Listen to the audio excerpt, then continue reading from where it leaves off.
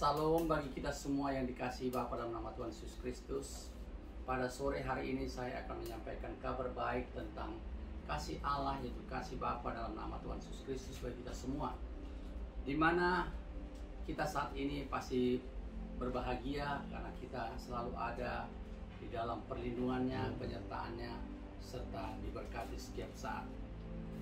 Pada sore hari ini saya akan mencoba membagikan kepada kita semua tentang Immanuel, Allah menyertai kita. Saudara-saudara, Alkitab mengatakan Immanuel itu Allah menyertai kita. Apa yang kita butuhkan hari ini, bahwa kita punya kesadaran karena kita dikasihi, Dia selalu menyertai kita dan tinggal di dalam kita. Kita lihat bagaimana orang-orang murid-murid Yesus ketika mereka ketakutan.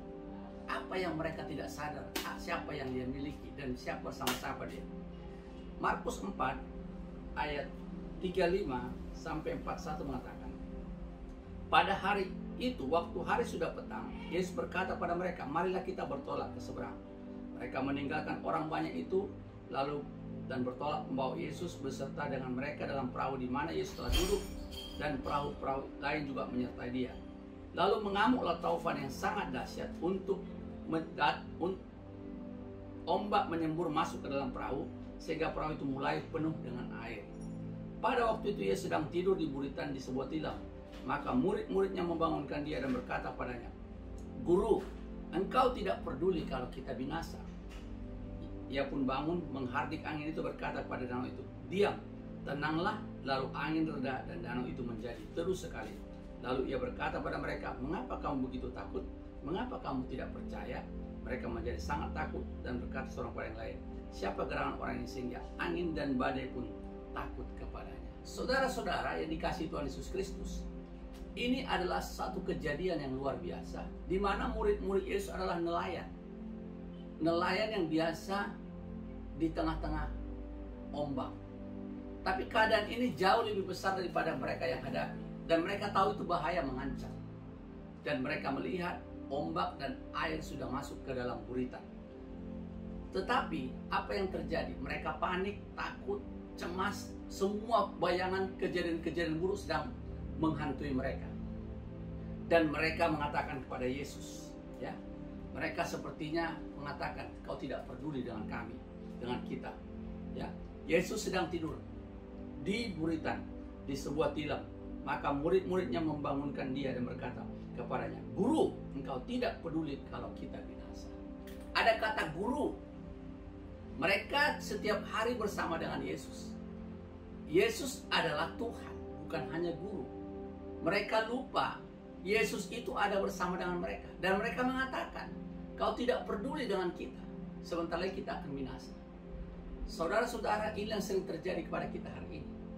Di tengah-tengah pandemi COVID-19 yang sedang mengamuk ini, kita tidak pernah lihat, tidak sadari siapa kita oleh karena Kristus. Dan bagaimana Tuhan Yesus menyertai kita. Bahkan lebih lagi, Dia sudah menyerahkan nyawanya 2021 tahun lalu untuk melucuti, untuk mengalahkan seluruh penyakit, termasuk COVID-19 yang sekarang mengganas ini dengan semua mutasi-mutasinya.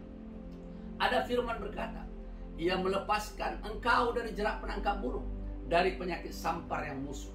Saudara-saudara, Tuhan itu melepaskan, bukan membiarkan. Kepada orang-orang kita yang sudah ditebus, Tuhan melepaskan. Kita tidak tahu di mana COVID, di mana jerat penangkap burung, di mana kematian, tapi Dia melepaskan, membebaskan kita dari jerat penangkap burung, dari penyakit sampar yang busuk. Saudara-saudara, Alkitab mengatakan penyakit sampar, penyakit menular, virus, dan semua varian-varian ini adalah yang busuk. Dan dikatakan di sini, Yesus mengatakan, hai kamu yang kurang percaya. Saudara-saudara, kenapa banyak orang ketakutan hari ini? Karena mereka kurang percaya atau tidak percaya bahwa Yesus telah mati di kayu salib untuk kita, dan Dia telah bangkit karena kita. Saudara-saudara yang dikasihi Tuhan Yesus Kristus, bagi orang-orang Kristen, orang-orang percaya, kenalilah siapa dirimu dan siapa penebusmu yang sudah melakukannya sebelum kita ada di bumi ini. Tuhan tidak mau kita binasa, maka dikatakan, aku datang supaya engkau mempunyai hidup dan mempunyainya dalam segala kelimpahan. Tuhan tidak mau kita binasa. Tuhan tidak mau kita mati terpapar. Tuhan tidak mau kita mati ketakutan. Tuhan mau kita mempunyai hidup dan mempunyai dalam segala kelimpahan. Jadi ketahuilah, Allah selalu menyertai kita. Itulah dasar kekuatan kita hari ini, bahwa Dia tidak sekali-kali membiarkan kita dan meninggalkan kita. Bagaimana supaya kita mengalami ini terus, sehingga kita makin teguh bahwa hidup kita ini telah dijamin, telah dipastikan, kita mempunyai pengharapan yang teguh. Kita baca sedikit Markus 4 ayat 20. Dan akhirnya yang ditaburkan di tanah yang baik ialah orang yang mendengar dan menyambut firman itu, lalu berbuah. Ada yang 30 kali lipat, ada yang 60 kali lipat, dan ada yang 100 kali lipat. Ketika firman ditaburkan, bagaimana sikap kita sebagai orang percaya? Sebagai orang yang hidupnya mau hidup dalam kelimpahan, hidup dalam ketentraman, hidup dalam perlindungan. Tuhan tidak mau kita binasa. Ingat, hatinya Tuhan, kita mau kita hidup dalam kelimpahan.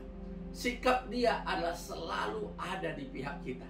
Dia tidak mau kita mati binasa, Dia tidak mau kita terpapar, Dia tidak mau kita kehilangan. Dia mau kita hidup dalam kelimpahan. Tapi sikap kita sebagai orang percaya menabur. Siapa yang menabur? Yesus. Ya, firman. Apa yang taburnya? Firman. Ketika Anda mendengar firman, bagaimana sambutan Anda terhadap firman itu? Dan itulah yang membuat Anda berbuah 30, 60, bahkan 100 kali lipat. Apa maksudnya berbuah itu? Berbuah itu adalah pertama untukmu, untuk orang yang menyambut. Bagaimana dia berbuah? Berbuah 30 kali lipat dalam kesehatannya, dalam hubungan rumah tangganya, dalam kehidupan anak-anaknya, dalam pekerjaannya, dalam rencana-rencananya. Ada yang 60 kali lipat. Kalau Anda mau 100 kali lipat, lebih besar lagi, sambut firman itu dengan baik. Sambut dengan sukacita. Karena itulah dasar kita hari ini menang atas semua keadaan-keadaan ini. Karena hari ini banyak berita buruk yang menyerang kita. Baik itu melalui media sosial, pemberitaan-pemberitaan, bahkan hari ini semua orang-orang di dunia ini sedang ketakutan. Tapi ingatlah, Tuhan mengatakan bahwa engkau dilindungi, malapetaka tidak akan menimpamu, dan tulah tidak akan mendekat kepada kemahmu. Dikatakan lagi, walau 1000 orang rebah di sisimu dan 10.000 di sebelah kananmu, tetapi itu tidak akan menimpamu. Kita perlu mencatat, tidak akan menimpamu. Saudara-saudara, kenapa semua itu tidak menimpamu? Sebab Yesus sudah menanggung semua itu. Semua kutuk, semua pemberontakan, semua kematian, semua kehancuran, penghinaan, olok-olok, penyakit-penyakit sudah diambilnya. Bahkan Dia dihukum karena itu. Selebih-lebih lagi kita, semuanya telah dimeteraikan oleh darah Yesus, sehingga kita telah diperdamaikan. Dan lebih-lebih daripada itu, kita telah diampuni, dihapus dosa kita, sehingga kita menjadi benar, menjadi kudus, dan kita sudah ditebus dari cara hidup kita yang sia-sia. Saudara-saudara, Anda mesti mempunyai kepercayaan yang benar tentang Tuhan. Maka Anda akan mengalami hal-hal yang dikatakan firman. Anda jangan berasumsi jelek dengan Tuhan. Sepertinya Tuhan mengizinkan ini. Sepertinya ini karena dosaku. Saudara-saudara, dosa saudara sudah ditanggung Yesus. Penghukuman sudah diambilnya. Anda orang percaya, Anda sudah dibebaskan dari penghakiman dan penghukuman atas semua dosa-dosa kita. Terima kasih saudara-saudara yang dikasihi Tuhan Yesus Kristus. Bagi kita hari ini, yang kita pegang, yang kita ketahui, bahwa kita dikatakan Alkitab berbuah 30, 60, bahkan 100 kali lipat. Perhatikan murid-murid itu. Mereka ketakutan. Mereka sangat takut. Kenapa mereka takut? Karena mereka tidak tahu siapa yang bersama dengan Dia. Hari ini Anda tidak perlu takut dengan semua ini. Sebab Yesus selalu besertamu. Yesus selalu tidak pernah membiarkanmu. Terima kasih. Tuhan Yesus memberkati kita. Salam.